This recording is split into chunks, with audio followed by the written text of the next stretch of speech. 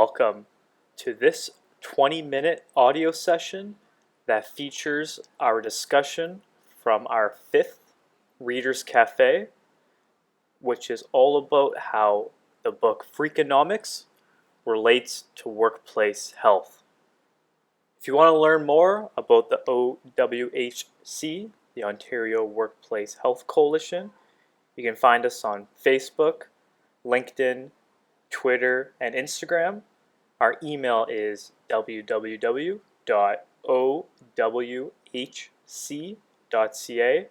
and you can email us at contact@owhc.ca. And here is our audio recording of our 5th Reader's Cafe.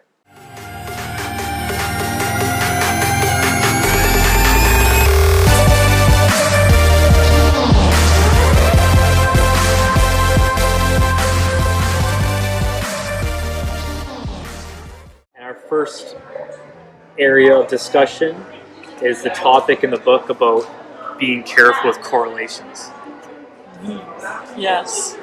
So I thought that was interesting because later on in the book it says if you say something leads to something versus saying something tends to something, it's like a huge difference, because when you do a research study you can't say necessarily a led to, because it assumes causality. So tend to, and assuming correlation is more accurate. Yeah, correlation means two things are happening at the same time, and it could be in either order. One might not cause the other, one might not be an impact, they're just happening at the same time. Which is super important when we're looking at data and all these different research studies. Exactly. And then Terry will like this one. The second thing written down here, we do have the topic of incentives.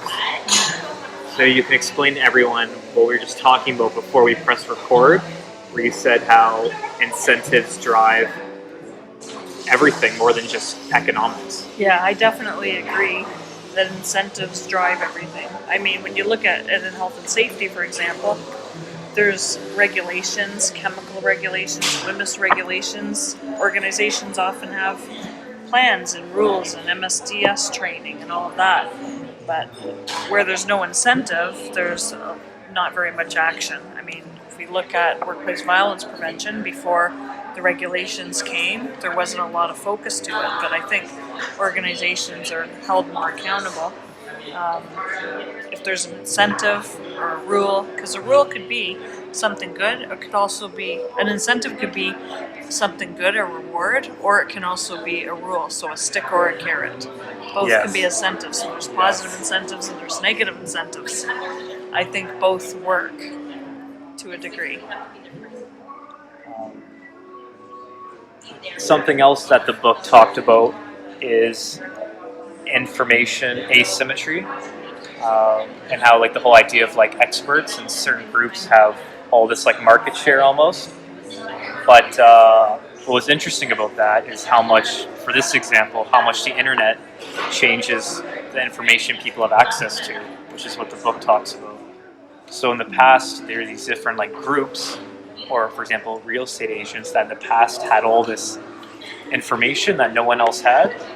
But now we can know what these specialized groups have because of something like the internet. But Terry has some nice insight on how that could apply to workplace health too, with these groups and committees. Yeah, it's a little bit different than hugging information close to your chest and having power. Is kind of what they were talking about in the book. But when I think about market share on an idea, if I want to learn about workplace health, say, and I go on the internet, who has the market share and the knowledge that's posted up on the internet about workplace health? Well, that might be, the Canadian Standard and all of the tools and objects associated with it, with less exposure to things that are equally, if not more effective, like the mental injury tools and the Copenhagen Psychosocial Questionnaire, that also has had great play in Canada, but I would say doesn't have the big market share of exposure on the internet through word of mouth, through all different parties, because it's primarily here in Ontario, and not as well known as the CSA standard. So I think that market share and ownership of knowledge does play a huge role in workplace health for the information that you could get. Again, when you look in the talk circuit as well, you go to conferences, you see speakers. In the last couple of years, one of the biggest presentation given anywhere was about the Canadian standard. So when you think about psychological health and safety, and someone wants to take action in that area, that would be the first information that they reach, which is a great place to start.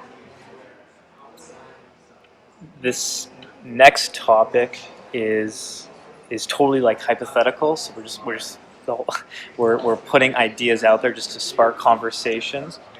But to break the ice with this one, there was an interesting line that was about the number of surrendered guns are no match to the number of new guns simultaneously coming into the market. And what if you relate that to like workplace behavior, right? And respect and civility, because this stuff is becoming more common now. So even though we might have a couple of companies that are doing these different assessments, this stuff is becoming more and more, and it's happening more often. And the book also talks about like broken window theory, which is what I think is that if you break a window, but nothing happens, you think it's okay. So what if there's a lot of these workplace behaviors that are like someone sees something, but no manager is correcting them, so therefore people just think it's a normal way of their culture. Meanwhile, it's actually a toxic workplace culture. So managers might need to be like maybe more proactive and listening to conversations like this, maybe as an idea. Yeah, and you see examples of this when you look around the world too.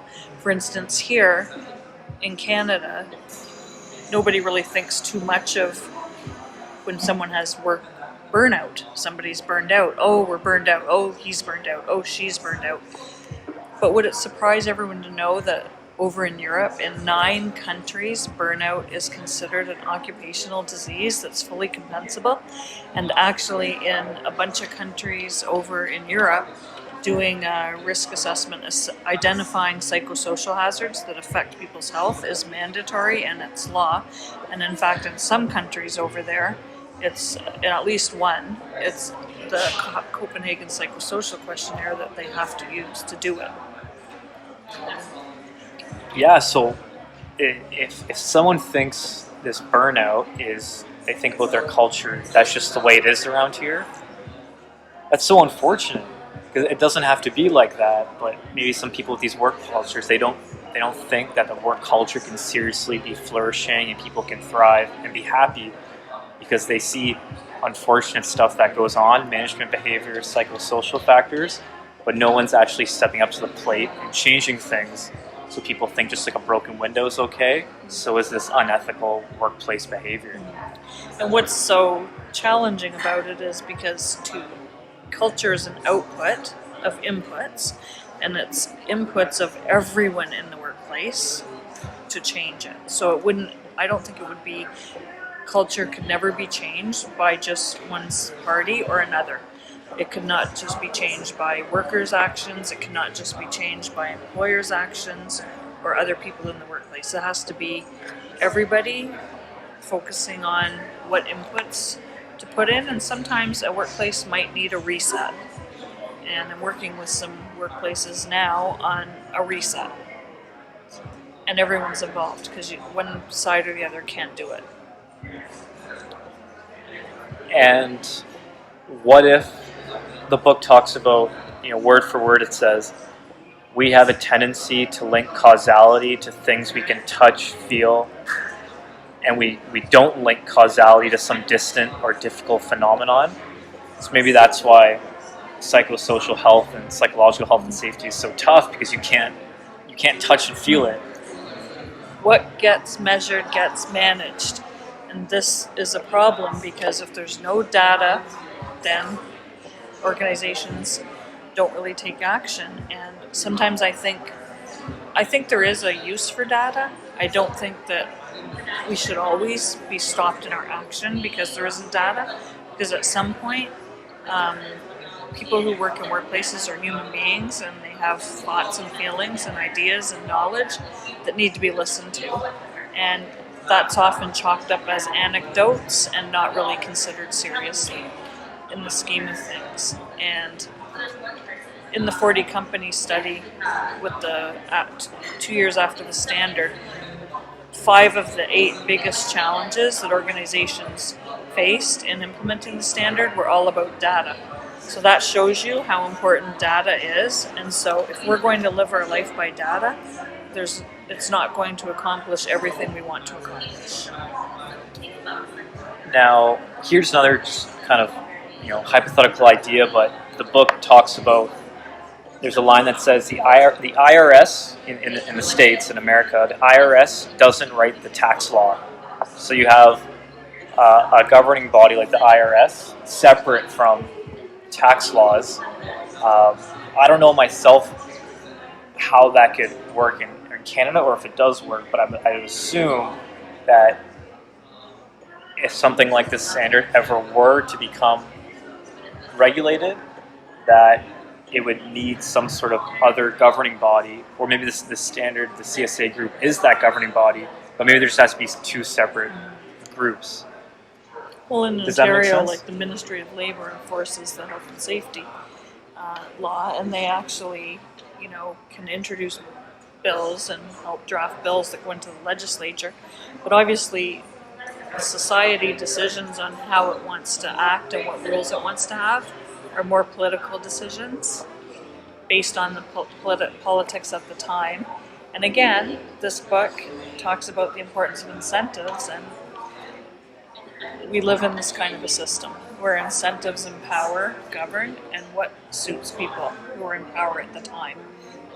They'll design society's rules, and then the enforcement bodies will have to enforce whatever those rules are. Yes, Don't but necessarily get to choose them. It should and is 2 separate bodies. Yeah. You know what I found interesting in the book? Levitt and Dubner talk about risk equaling hazard plus outrage. So they said, well, what is more hazardous, a swimming pool or a gun? And, a lot of people will say the gun. They say the swimming pool because they point out how many more people drown. And so then it gets into, when you think about workplace health, and also in the book, I think they say, will you free up your funds to fight heart disease or terrorism? And if you look in workplace health, when you look at health and safety issues, what are the health and safety issues that are the main focus? Falls from heights, they're in the newspapers, people die tragically. Chronic stress and all of the outcomes of toxic workplaces and all of that is less so visible. And so when I think about the authors, their risk equals hazard plus outrage, I'm not sure where psychosocial hazards fit into that category or what hope they have of being addressed by our society and by them being chosen by the political will to make something happen with it. So when a hazard is high and outrage is low, there will be no action, according to the authors. I agree. When outrage is high and the hazard is low, there can be action. So we want high outrage. We need more outrage. And rightfully so, too. Yes. Here's an interesting topic, and once again, totally just an idea. But the book talks about how Listerine, I guess before Listerine, having good breath using a liquid wasn't really a thing. Actually, there was no such thing as bad breath before Listerine. Yes. So they said Listerine caused bad breath to be a problem. And so apparently Listerine created this, or perhaps created this condition known as halitosis. But bottom line is that Listerine's a product, and they are essentially making something of maybe nothing. Maybe bad breath wasn't a thing before. So what if things like, you have maybe all these wellness vendors come into the space, but maybe they're trying to change things with your employees that really aren't an issue. It might be a very, very small issue, but these wellness vendors are coming in and they're putting too much emphasis on these small issues or issues that don't need to be top of mind for you. Therefore, you put all your eggs in that basket, you buy their product, even though you really didn't need it in the first place. So I wonder if companies fall into that trap sometimes. Oh, I see them falling into that trap all the time. The main way organizations can avoid falling into that trap is to consult with the very people that are going to be having those benefits of those wellness vendors. So the workers, the Joint Health and Safety Committee, what is the burning issue in your organization or your workplace? We could guess that if we're at the top, but what better way to find out than actually, before you buy anything, to ask the people that are going to be using it. And then you won't go wrong, I guarantee. Yeah, that's That way you're spending the money on something that it will actually be useful. Yes. And that people will use it and appreciate it and need it. Yes. Now, the last thing I had that I had written down here was on more of a lighter topic, was that even when giving gifts to a speaker, you're creating value for the speaker by giving them something that's actually worth more to them than the money you spend on it. So it's interesting how, like, gifts, like, you're giving a gift to a speaker. Maybe we can relate this to giving gifts to employees. It might not cost a lot, but as long as that speaker or as long as that employee interprets what you're doing for them as of high value to them, regardless of like the monetary cost, that speaker or that employee could just be satisfied, bottom line. Yeah, I agree. So I guess to what you were talking about earlier, it depends how the employee perceives it, not how us giving the gift. It's the perception of the receiver is what really matters. Yeah, I agree. Yeah.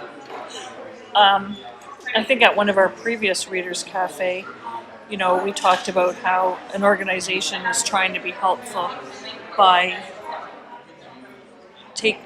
they were trying to be helpful by planning a team building day near Christmas. At the end of the year, they always did something for their employees.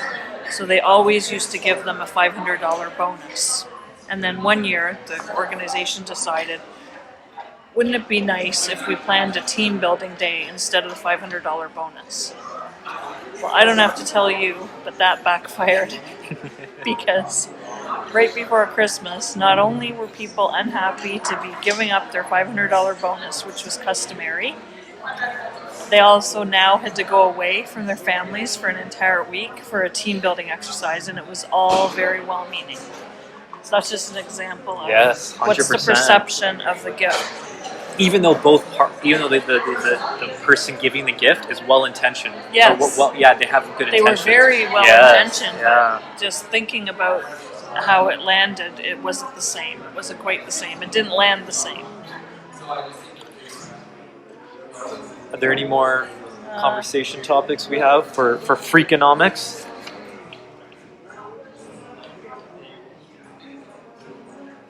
We're just deciding what else. Well, I mean, one of the issues they raise in the book too is that there's only a few spaces at the top, and there's a lot of people who are at the bottom and who are working very hard, but they can never get to the top.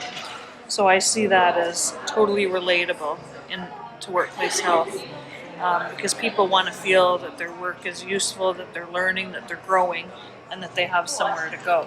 So what are the implications of that? If what the authors say, they put it bluntly, like, why do drug dealers live with their moms?